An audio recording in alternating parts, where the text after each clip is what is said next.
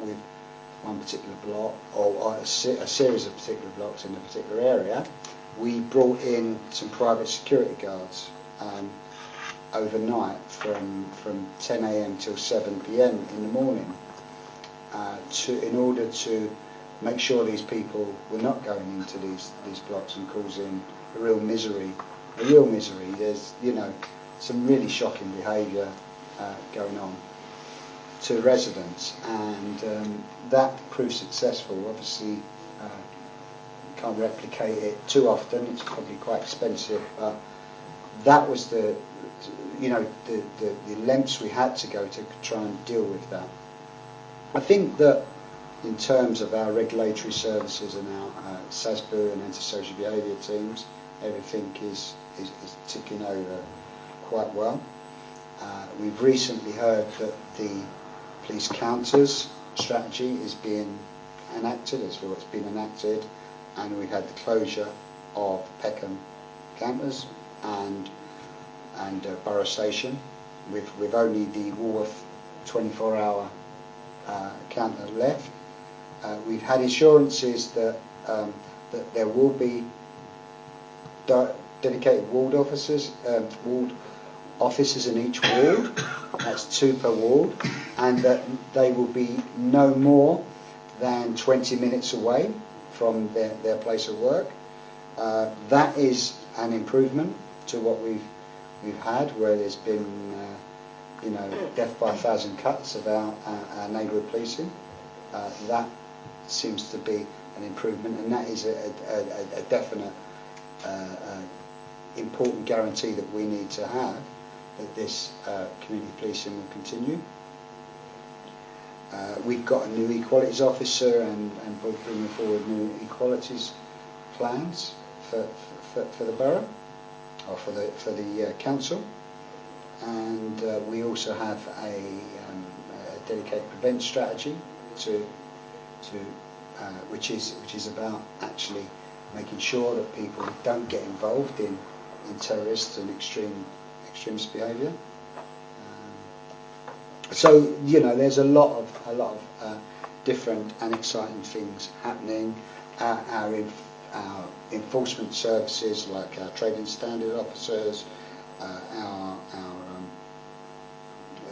food safety and hygiene teams have been going out about their business, keeping the borough safe and having notable successes. And I think one of the greatest innovations we've had in recent times in terms of regulatory services is our private sector rented licensing scheme, where we have made really good progress in terms of licensing private sector landlords, and great success in persuading them with a more of a stick than a carrot, but persuading them that they should get their properties up to standard for our private rented sector residents. Okay, thank you very much, Barry. That's a comprehensive overview of some of the many parts of your portfolio. I'm going to kick us off, and then we go round the table. We've got a lot of topics here, so what I might do is just get everyone to indicate what their first question topic will be, and I'll try and bundle them all together. So my first one's going to be on knife crime. James? I have that on my list, but I'll ask about the sort of zero tolerance fire safety and the community safety angle to that. Fire safety is not my... but so it's a community safety angle to it. Okay, thanks, James. Rhoda? I too wanted to ask about knife crime, but I will Please, settle for... we can have more than one question. Yeah. Also interested in domestic violence and the violence against women and girls, please. Martin? Yeah, the private rented sector licensing scheme, and how it's developing, and the extent to which it's being taken up. And wanted also to touch on, if we could, the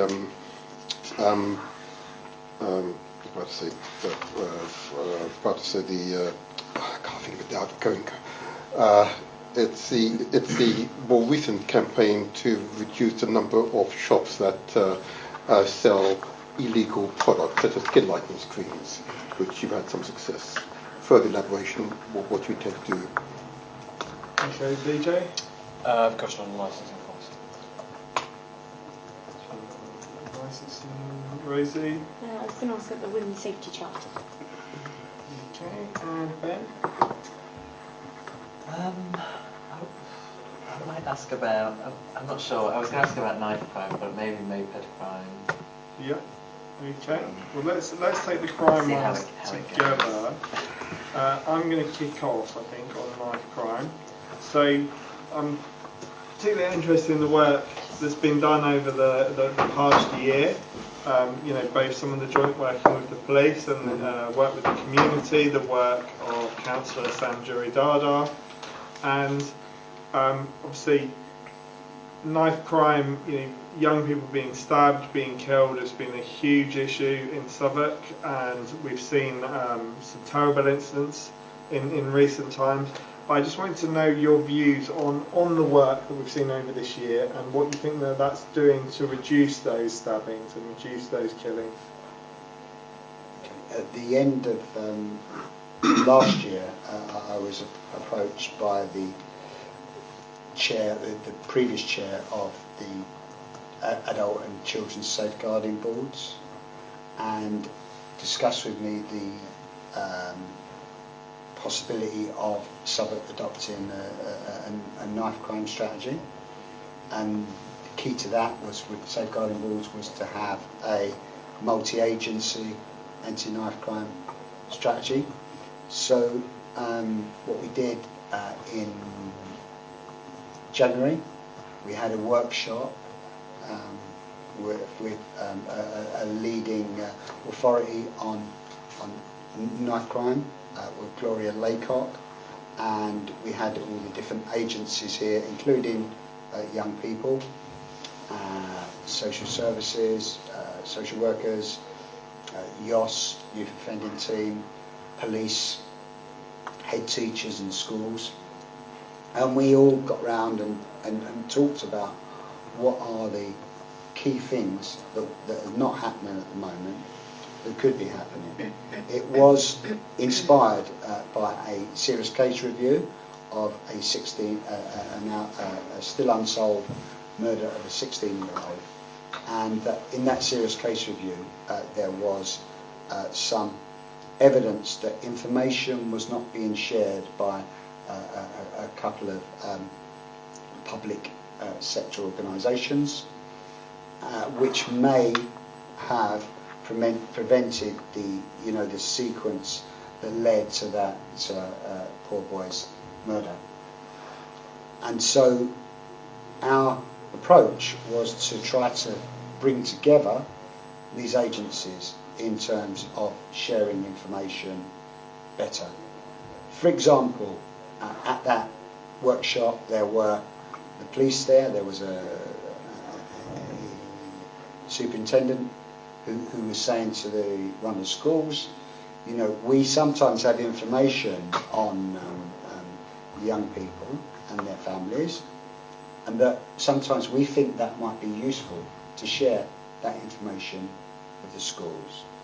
And in the past, that schools have just been not interested in that.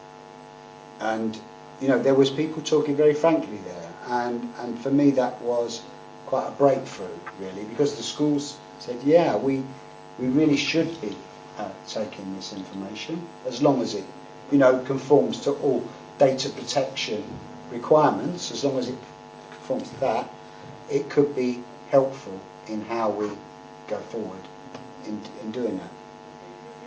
And it was really interesting as well, having the young people there talking about their experiences. I think as an adult, sometimes it's easy to underestimate the issue that knife crime has on the psychology of young people. For example, a really good example of this is that we formed a youth council earlier in this year. We got 30 members of the Southwark Youth Council, and we brought them all together in another workshop and in another event, and asked them from 12 different priorities, and it was quite a range of priorities, what their number one priority was. And their second priority was employment opportunities. The number one priority was tackling knife crime. So it's really, really important that we tackle knife crime. And we've had we've now have our multi-agency anti-knife crime strategy published. Clearly these things do not have overnight solutions, and it's very, very difficult to measure how you are progressing on this, but if all the dots are joined up, it must be the right thing. From a personal perspective, one of the things that has become an increasing concern for me is the prevalence of gang violence in terms of knife crime. Most knife crime doesn't involve gangs, but we have had some incidents where clearly there is tit-for-tat going on, revenge in, stabbings and sometimes fatalities. So there is a gangs unit in the police which deal with that, and our multi-agency anti-knife crime strategy doesn't really, reach out into that. It's more about prevention. It's more about preventing young people carrying knives in the first place. But it's an area that I've been asking to officers to make sure that the police are informing us what's going on. There was a lull for a while. Coincidentally or interestingly, it coincided with the firework period when there was lots of other activities for young people to do, and we had a resurgence shortly after. I've not heard anything since, but there was a resurgence where police decided that they were going to introduce a section 60, which is a zone that is laid out, and that they then have the right to stop and search anybody who they may think is suspicious in that area. Now, clearly it's not something that the police want to do too often and haven't done very often, and it's not something that we want to see very often, because the only, as Simon Messenger says, the borough commander, you can't stop knife crime just by stop and search. You're never going to get rid of it by stop and search, and unless, in my view, unless you have targeted stop and search, I think it's necessary, but it needs to be targeted and it needs to be based on evidence. You will alienate those people and their communities even more. We've had generations of people being alienated because of how stop and search was carried out years ago, and it's been very, very damaging to relations. For example, the murder that I spoke about earlier, that there were witnesses, it seems, to that tragic murder, but no one wants to speak to the police, and it is a very, very serious problem, the lack of young people who get stabbed and won't tell the police anything. It's a real serious problem. Okay, any follow-ups on knife crime? Yes. If I may? I've got Okay. Just, if I may, on the meeting you're referring to, I've understood the young people present, I've understood that the agencies were present. What about community-led organisations, such as maybe churches or mosques? Were there genuine community leaders present in the same room? There may have been some, but it wasn't specifically directed at community leaders. There are some excellent community leaders out there, and there are other community leaders out there who are just interested in banging their own drum. But there are excellent community leaders out there, like Gracie Dowo, for example, Yep. and people like that who should be involved in this, and we want to make sure that they are involved in this going forward. But the main purpose of that initial workshop was to get on the table how the agencies will work together, as well as being informed by the young people who had a very important role in that, and have had an important role, and will have an increasingly more important role going forward. But yes, there are community leaders who really can contribute to this, and trust community leaders that not only are knowledgeable and articulate, but have the trust of the community, and that's really important.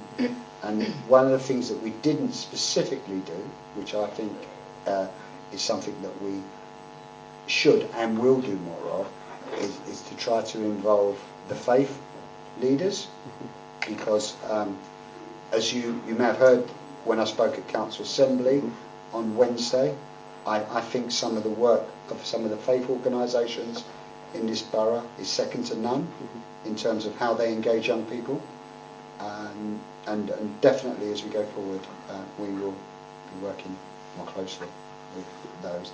And I think that what we want to do is to, as we go into 2018 and begin the process of developing a faith strategy, is to enshrine that in the faith strategy. Thank you. Just before I come to Ben, Margie, you had a follow-up on this. It was more a follow-up on actually your first question. Okay, go on. Which was, you've spoken about, I just wanted to drill down into one of, I think, the key parts of Tom's question, which was the difference in the strategy and the difference in the approach based on the work you've done this year. And then what are your kind of metrics for success? And are we kind of hitting any of those targets yet? And how confident are you that we're going to be able to achieve those, and why? Okay. It's really difficult to measure success and to have metrics on that, and because if you are making more arrests, you don't know whether there's more arrests because more people are carrying knives or because you're being more successful. Ultimately, our metric of success, I think, would be to have 0 knife offences and 0 fatalities. You know, that would be our metric of success, and we will keep working until we get that. But I'm not sure from the strategy that we made. I don't know if Stephen knows anything more. There are some indicators in there that we're tracking. As you said earlier, some of the changes I'm talking about are longer term in terms of young people's attitude to carrying knives, for example. That's not an overnight exercise to change that. I can send you the strategy through, and then if you want to follow up with any questions from me, I'm really happy to do that. Thanks, Chair. Thank you for the introduction responses so far. On us 2 related questions. On moped crimes, obviously a big concern of the theft of mopeds, the theft of mobile phones, using those mopeds. And we had the Borough Commander recently in, and that's obviously a big priority there. It seems to me that there's a lot around education of people in terms of how they use their mobile phone, but also trying to make Southwark a kind of easier borough to safely store a moped so that the actual moped thefts go down. I wonder if you can deal with those in terms of any actions the council's taking or how it's helping the police deal with that. I mean, there's been discussions about ensuring that manufacturers make mopeds safer. Clearly, that's not something the council can necessarily do. We've also had our wardens have been going around trying to locate stolen mopeds and reporting them. I did ask the borough commander if when we discover a stolen moped, whether or not there's any possibility of putting a tracking device on that moped, not recovering it, just leaving it there and putting a tracking device on it. He said they're doing things like that at the moment, which they say is having some effect. They've also changed their response capacity to deal with people who have stolen mopeds and to intercept them. They think that that's having some effect. We also in terms of people on the streets using mobile phones, we have discussed whether or not we should put out a warning to people, and I'm still thinking about that. It would be better if the government did that. You know, I don't know, we can wait for the government to do that, but that kind of public information message, like there used to be in years ago till they cut all that, is a much stronger thing. We will, you know, it is a good thing if we can, you know, try and make people more safe and more aware. I've always been really careful about using a mobile phone out. I think it makes sense. Even before there was moped theft, I just felt that, you know, you've got an expensive piece of technology in your hand, and other people may not be able to afford that. And for me, there's a bit of modesty involved in that, really. But we also have to take into consideration whether or not we want to be kind of we know best kind of thing, and we also need to consider whether people will take any notice of that. As I say, I think that walking around using your mobile phone is tempting, and I do it, but it is risky. So our wardens will cooperate with the police on this, but if you have any further ideas about what the council can do, really happy to do that. The latest information is that the amount of moped-enabled thefts and also mountain bike-enabled thefts has gone down, but as you're aware, there's been a couple of very high-profile incidents recently in the north of the borough, and they're still going on. But compared to some London boroughs, Southwark is surprisingly not as suffering as much from this. But I think it's worth keeping an eye on it, because it's a nasty crime, and it has severe consequences for people who can get attacked and physically assaulted. Oh yeah, thank you. And of course there was a very nice motion in Council Assembly on Wednesday which had cross-party support, which has some nice actions, which I'm sure you'll be looking at. The other question related was on the proposed planned merger of the Southwark and Lambeth police forces, and whether I think the borough commander seemed quite cautiously optimistic. I wonder if there's any specific concerns you have or priorities for the newly merged. I mean, I don't think that the borough commander is necessarily, in favour of this, though, if he was, he probably wouldn't give it away. it's probably going to increase his workload quite a lot, if, you know. But clearly everybody wants to develop their capacity as much as they can. The merger with Lambeth and Southwark potential, which is following on from a number of mergers that are happening around Borough, has concerns for me. It isn't so much of where the Borough Commander is necessarily located. I don't think that that's particularly the issue. You know, people can travel, and I'd still expect to have the regular meetings that I have with the Borough Commander, even if he was based in Lambeth.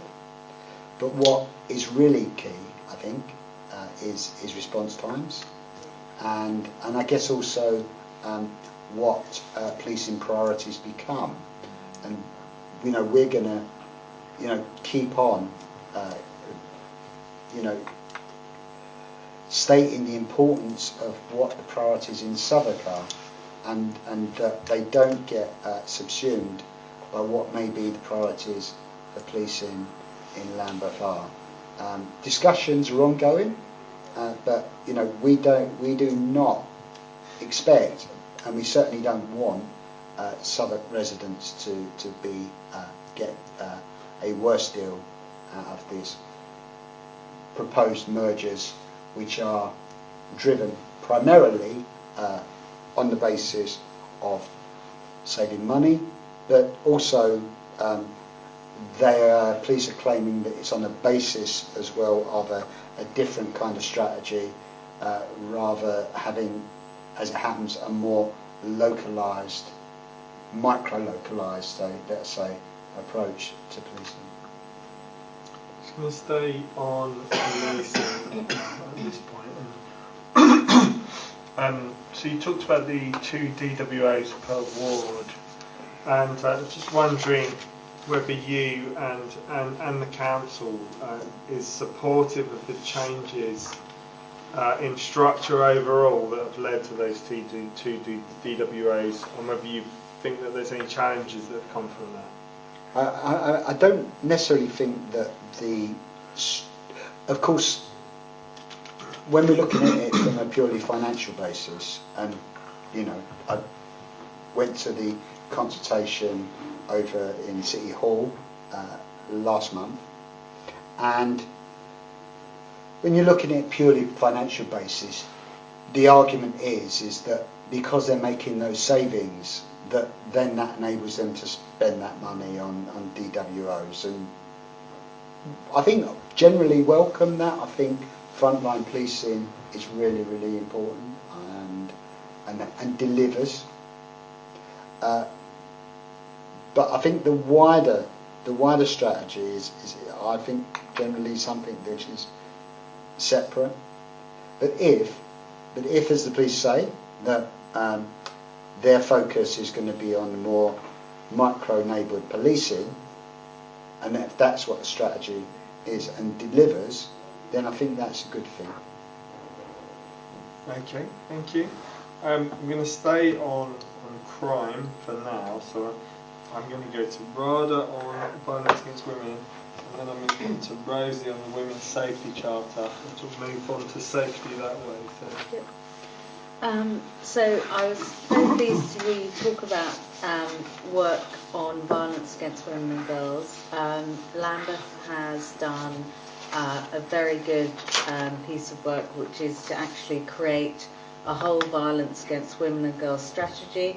I know that we have focused much more narrowly actually on domestic violence, and I just want to get your thoughts on you know, how useful it would be to actually widen the strategy out to encompass all forms of violence against women and girls, so that children being sexually harassed on the way to school, it's you know, public masturbation, it is you know, domestic violence, it's the whole gamut, and the wisdom of having a strategy that deals with all of those interlinked forms of abuse against women.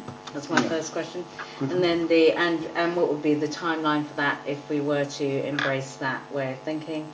The second point is we're coming up to Christmas, which is a known period in the year where domestic violence incidents spike quite dramatically, and whether we have any plans for targeted interventions this Christmas season, as we did a couple of years ago, and just to talk a bit more around that. And also, sorry, third point is, if we're going to share a borough commander with Southwark, would it not make sense for us to again mirror with Lambeth, to mirror what they're doing in terms of that much more in-depth, broad strategy for violence against women and girls.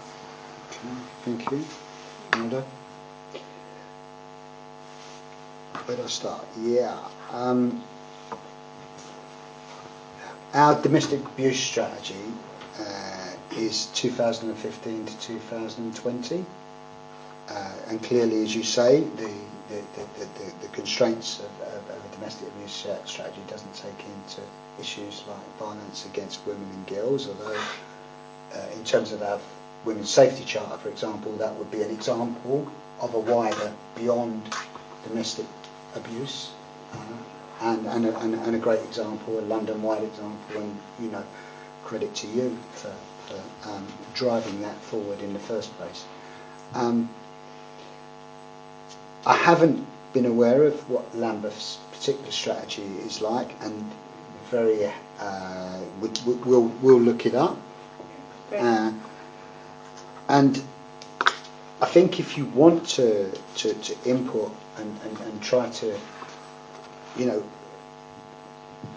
expand out our direction on how we tackle violence against women and girls, be very grateful for any suggestions that you have, in addition to whatever research that we go away and gather from this. The Solace contract is coming up in June 2018. At that point, there is an opportunity to widen and to change how we approach things, and put out a tender there, which Solace of course can bid for, and maybe that may be an opportunity to widen the scope of how we look at those things. One of the key things for that's going to drive this agenda is that the City Hall and the Mayor of London approaches it in that way that you described, as a violence against women and girls strategy, rather than, and domestic abuse is a discrete part, or in fact a key part, but a discrete part of that strategy. And I think that's the way thinking is moving on now, and I think that we as a council do need to keep up with how things are working, and we can always learn from neighbouring boroughs, as we always have done, and will continue to do. And if Lambeth are further developed on this, then we need to catch up quickly. So I think that's, it sounds like that's something that we ought to do. As I did say as well, that we also need to keep in focus the importance of preventative work.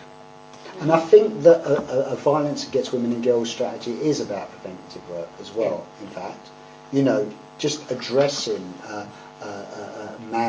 particularly male, attitudes, and that permeates through a whole number of things, which can be often culminate in domestic violence. But it's it's a whole thing. So that's about prevention. And as I say, also we need to work to address perpetrators, and that's quite a difficult issue to deal with. And I think that clearly women will have a key role in informing how that approach goes Sorry, just on the Christmas point of... oh yes, yes. I wasn't aware of that 2 years ago, but I will look into that and get back to you. Okay. Okay. Great, thank you. I just wanted to ask about the Women's Safety Charter. Obviously, it's an incredibly welcome and important initiative. I wondered if you could update, firstly, on kind of, how satisfied you are with the number of licensed premises who've signed up to it, whether they're kind of, quite thoroughly kind of spread, throughout the borough, whether it's, we're generally getting kind of good coverage with the charter. And also, if you could update on whether you have any thoughts for how you plan, as the charter's kind of rolled out and implemented, how you plan to kind of monitor what people's experiences of it are. So whether women feel like it is in practice addressing the concerns that they may have, and whether that all the premises who are signed up to it are in practice acting on the commitments that they've made. Okay, thank you very much for that question. Council plan had a target of 120 premises signed up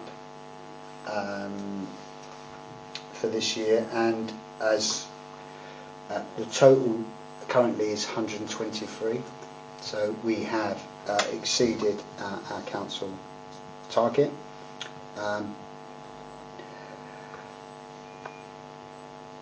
You're absolutely right that it'd be really good to get some feedback from people who have been to premises that have the the Women's Safety Charter, and I'm not sure we've actually done that. I have asked before if that's what we could be doing, so I really absolutely agree with you that would be a very useful thing to do. What we did do was to kind of build it into normal, although it can't be part of statutory regulations, but we build it into the licensing approach, and through our licensing team, that we're encouraging them to sign up to the the Women's Safety Charter. And in terms of across the borough, because a lot of our premises are concentrated in certain areas, it's clear that most of the organisations that have signed up to the Women's Safety Charter are located in those areas where we have most of the venues. And then just on that, just on the second part was just about whether you have any thoughts or plans to kind of gather, I suppose to kind of assess how effective the charter is being, maybe in 6 months or a year's time, when it's been rolled out. We do regular visits to venues and to see whether they're displaying signs, for example, and we've also done audits and questioning whether or not bar staff are aware of the Women's Safety Charter, and I think that has resulted in some venues having their Women's Safety Charter accreditation removed. So what we haven't done is get that sampling of people that visit the premises and how that impacts on their feelings of safety and well-being, and certainly we'll go away and see whether or not we have the capacity to do that. It's a good idea, and it's something I have discussed before, and I'll follow up. That's great, thank you. Rod, you had a follow-up? Yeah, just a brief one. So the idea when we first created the charter was that this was an opportunity to kind of create a baseline, which is exactly what Rosie's talking about, in terms of the kind of harassment or violence that we see in licensed premises. So I guess what we'd asked venues to do was actually log incidents when they were reported to them, so that we would be able, as a local authority, to actually begin to build up enough data and a proper picture of the kind of incidents that were occurring, and so I think it's pretty vital if we're serious about this to actually get that data together, crunch that data, understand what's happening, where the hotspots are, etc., so that actually it's useful. Okay, I'll check to see whether that's available. Yeah. James, moving on to fire safety. And it's specifically on the element of the zero tolerance approach to fire safety that concerns metal grills on doors. Yeah, that's Academy member for. Yeah. Okay. I was I totally accept that. I was contacted by a resident over the weekend who had been assaulted. She'd been punched and kicked outside her own home, and she was obviously extremely shaken and frightened and everything else like that.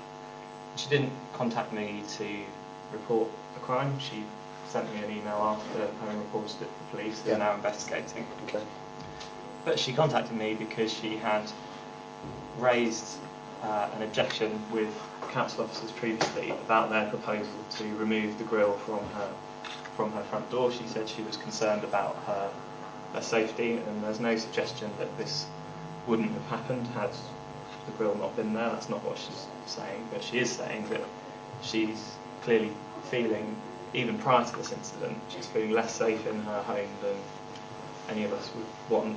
Yeah. And she's raised this issue with us that she's saying to us very clearly that she feels more safe when she's got that additional level of security outside her door. Last week I was at a TRA meeting, and before the meeting properly began, there was another resident who approached me and said a very similar story, except this time the crime that she'd been a victim to was a robbery, and that was her reason for wanting this additional security on the door. And so the question is, purely from a community safety perspective, do you think there's an argument for revisiting that particular part of the zero tolerance approach? Okay. So you made it very, very clear that there's a no cause and effect thing regarding them not having these metal grills on their doors. And so I think it's really important to put that down as a marker before I answer any further.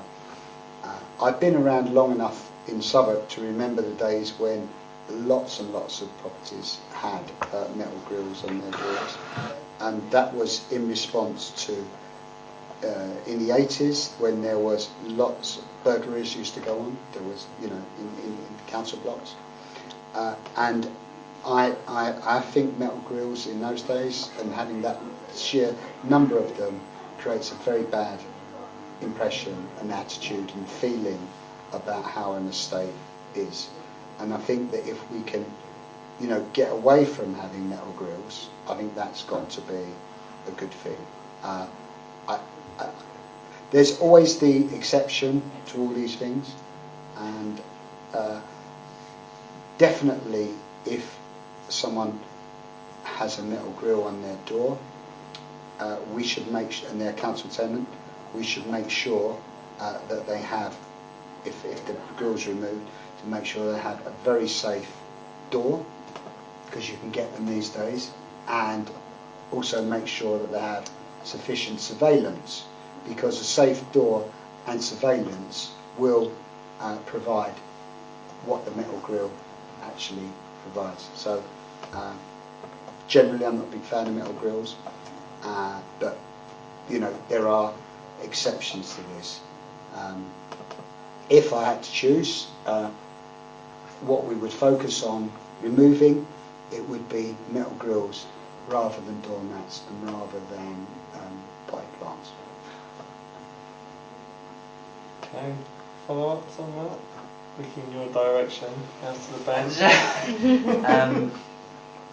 I think I totally kind of appreciate what you're saying. I think one thing we do have to consider is how safe people feel as well as how safe they are. And I think if people do not feel safe in their homes and a metal grill reassures them, I think that is something to consider along with other things, and I just, I mean, in council assembly, I think the council leader was indicating there may be some flexibility here, whilst Councillor Cryan looked on in horror. But my view is that a metal grill is a real impediment to fire in a fire situation.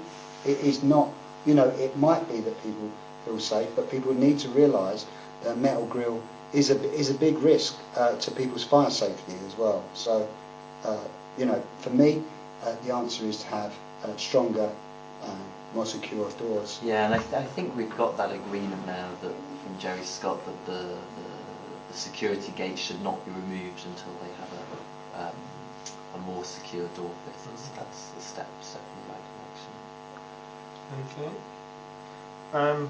We'll move on to licensing with BJ. Yeah, thanks for coming on tonight, Barry. So, I wanted to use a particular example from Chorlton as an example. Constituents in Chorlton have had some difficulties, particularly around certain events hosted by the Coronet in the past. I just wanted to get a view from you as to moving forward how the council is using licensing policy to sort of take into account how we minimise the impact of our nighttime economy on residents. You also we have a lot of licensed venues, pubs, clubs, etc. In the Elephant, it's part of what makes the Elephant Castle what it is. I'm not for a second saying we shouldn't have them there, but there needs to be a balance. People need to be able to live their lives and not feel like they've had huge amounts of disruption and been subject to very, very unpleasant behaviour from people attending those venues. I think we always have had kind of outlying venues which are badly managed and badly organised. I don't know enough about the Coronet. All I know about the Coronet is it's an enormous venue in terms of Southwark scale. It really is big, and therefore it takes a lot more organising, and it attracts a wider range of people who may not be sufficiently conscientious about the local area.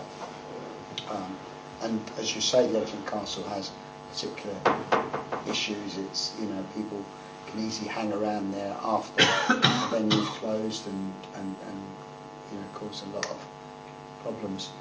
I've been out with our nighttime economy team, and they do a really good job. They work in partnership with the local police, but they're kind of a more senior partner actually when they're going around and talking to different venues. And I got the impression that it's not always easy to make sure that licensees comply with the regulations of their license, but they are quite a dedicated team, and they go around regularly. And it was interesting whenever they would visit how actually the operators took very seriously their presence.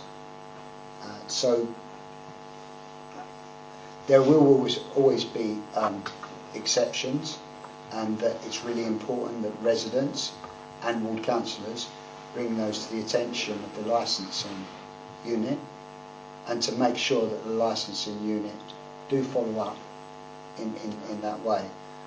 But in terms of value for money, I think that our nighttime economy team is really quite effective and quite good. That's a bit of a general answer, but that was helpful. We're going to stay on licensing, and I did warn you I was going to earlier. No, I was going to abuse my position somewhat and moan about something in Camberwell. I thought I'd take this opportunity now.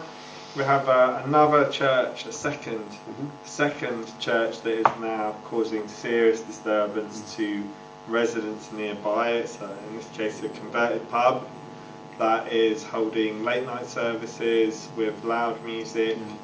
Now, as we know, in the days when that was a pub, we had real enforcement measures there around removing a licence. The church in question and the one that we've had. This one at Barrie Place. Yeah. So what was Corridor is the current issue, as well as the long-standing one on Warner Road with the bishop who keeps trying to. Last time he put a spell on me this week, he told me on Twitter, which was interesting, for daring to stand up for residents in this to him. But we have these two churches that are. He's better at social media than you. So these two churches that are not engaging well with the communities around them to complaints about noise, but also we appear to have limited powers. Unlike him. Yeah, and so two points to this really. One is, what can we do? Yeah. It seems to be a very slow process to get any enforcement from the noise team on this particular one, and to get any answers from the noise team. And secondly, will you write to the government explaining to who is a minister who is probably a Shire Tory, where churches mean quaint buildings in villages, that licensed churches may be a requirement for us in order to keep a standard of living in London around those buildings. So will you help me lobby to change the law on licensing of live music in churches? Is the second point of it. Yeah, I think there is some venues an issue around of the churches subletting their properties for parties, and that does happen. I don't know if that's the case. Both these are church services that are refusing to quieten down. Yeah, I had some success as a ward councillor some years ago. It must have been about 10 years ago, with a church near a residential block that was playing amplified drums and using microphones till all sorts of hours in the morning. It was very resource intensive, but through the licensing process we got a review of I don't know, they still have to have some license, I believe, but I'll have to look at the detail of that. I guess it's not the same as a venue, a music venue, but and that was, in the end, it took a lot of work. So we need to actually be more efficient with this if it's going on to the extent that and it has been with us for a considerable number of years. And yeah, really, if it needs a change in the law, I'm very, very happy to write a letter to that cause. We have built much better relationships with our churches over the years. Our faith organisations have built them better, and I think that we have benefited from that. But clearly there are those outliers, and we need to tackle them with all due force, frankly. I know a resident who is an elderly resident and lives right near to that particular venue, who I just can't imagine what they are going through, those people that live near to that venue. I personally hate noise disturbance. It's people that break up my sleep. It makes me very mad. So I can imagine, particularly if it's an elderly person who may have medical conditions as well. We should be completely not tolerate these at all. Obviously, first approach is to deal with it reasonably and try to get some consensual agreement on that. But if not, we need to use all the enforcement powers that we have. And if we don't have enough enforcement powers in these particular instances, we need to make sure we can do our best to try and get them from wherever we need to. So if it's the government, we need to change the law. If it's needing to go back to our enforcement teams and ask them to look at it in a more imaginative way, I think we should not rest until we've resolved these types of situations. Thank you. We move on to Martin. Martin, you had 2 points that you had around illegal products. So do you want to start with that one, and then we'll move on to the private rented sector? Okay, well, I might have started with the private rented sector first, which related to licensing, you see, if you don't mind. Thank you. Okay. Poetry, yeah. I just made sure I've understood, what is the mandatory licensing, and I read here 3 or more stories high, 5 or more people in 2 or more households, share amenities such as bathrooms, toilets and cooking facilities. And what I'm quite clear about in all wards across our constituencies, that on the increase. So my first question is, I'm assuming that each of these landlords are paying fees to you, and therefore you're able to pay for additional staff. Does that actually happen? Okay. Yeah. My second question, if I may, is there to capture and understand the extent to which landlords are complying with their licences, okay, and to what extent, if they're not complying, how many of these landlords have actually been prosecuted. And lastly, in respect of the licence, and particularly in relation to what is increasing caseload, I'm most certainly experiencing it, I'm sure colleagues are, where you're now receiving complaints about repairs, all the usual complaints we might have received from Southwark, but now increasingly from tenants or private landlords. So to what extent do you feel that the council should have a view where a private landlord is maintaining a property poorly and consequently creating environments which are not wholesome and clearly not family-centric? I think to answer your last question first, the whole principle of bringing in a licensing scheme is to make sure that the landlord maintains a decent standard of offer to their tenants.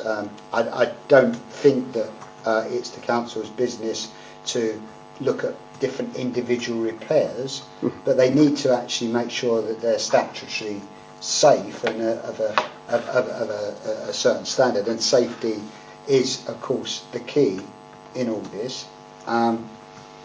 We have prosecuted, we are in the process of prosecuting between 5 and 8 landlords, and what you'll find is that we haven't made as many prosecutions as some other councils. And the reason for that is, one is that our licensing scheme was brought in later than those other councils. I think that's key to remember that, because when you first start out with a licensing scheme, you get a lot more compliance. You get the conscientious landlords signing up to your licensing scheme, and you get the less hardcore landlords signing up to the licensing scheme. It's the ones that you have to chase further down into the process who are the ones who do not cooperate. And what we do is record our visits, unlike some other councils. We record our visits, and that we have an engagement process with the landlords to ensure that they conform before we have to take them to court. It's really, really important for us to have that working relationship. And we believe that our scheme stands up well to any other ones across London, and there is recognition of that by the Mayor having us as one of the pilot authorities in terms of that, and it is a fact that other councils that are looking to do this I'll look into Southwark scheme in how that's run. In terms of the financing of this, by getting the licensing, it's paying for itself. Right. It is a 5-year programme, and that by the end of that 5 years we would have made sure that if not all, then as many as possible of those landlords under those categories that you mentioned are become accredited with a licence.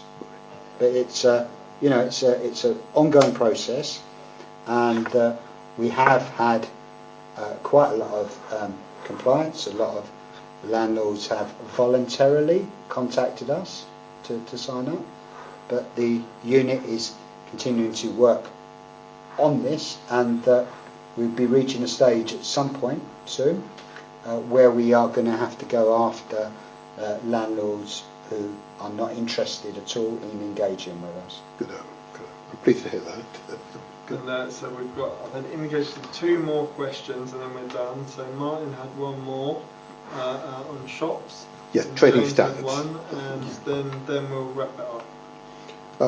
If I first of all, just repeat what I said at the beginning of this, that I would compliment you, particularly in my own ward. There have been a number of shops who have been found to be trading illegal products, and we will see more of it, of course, but we're conscious of the resource implications of this. Can I ask, to what extent are members of the public, or indeed people like ourselves, reporting these incidents to you, or is it in the main, is it officers identifying potential perpetrators? And could the system be improved?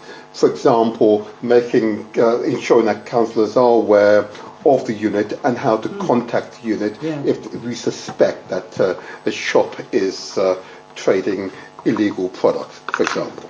That's something I hadn't, specifically thought about. Although I did have some experience of that when there was a high-profile prosecution of a shop owner who was selling and really deceptively selling an illegal skin product.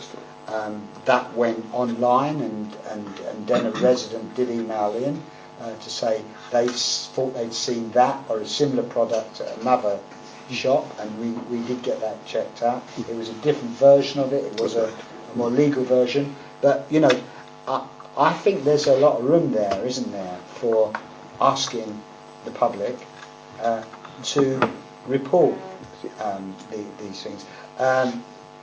It's slightly difficult in the sense that do they know which are the illegal products and which are not illegal products? So I believe generally it's about our officers diligently visiting traders to find these. And I've been out with the trading standards team as well. Again, very interesting experience, and one of the things that they were finding when I was out was illegal phone charges. Yes. Which are really dangerous. Quite dangerous. Yes. Fire hazard. But I think that issue around engagement with the public really does, genuinely infuse me about how we can have that dialogue with the public, and then actually take more ownership of what they think should be sold in those shops, and the very clear statement that anything that is illegal is not acceptable. So thank you for that question, and I think we do more work on that. Okay, finally, James, to wrap up. Yeah, thank you, Chair.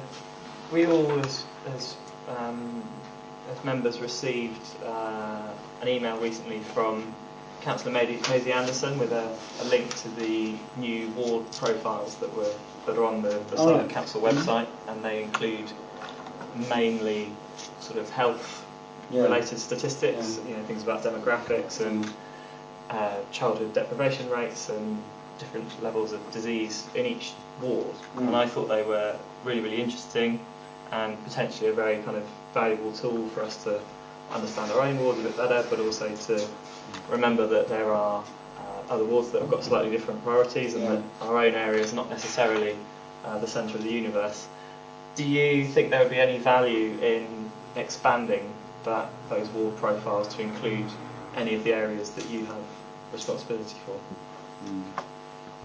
Yeah, I mean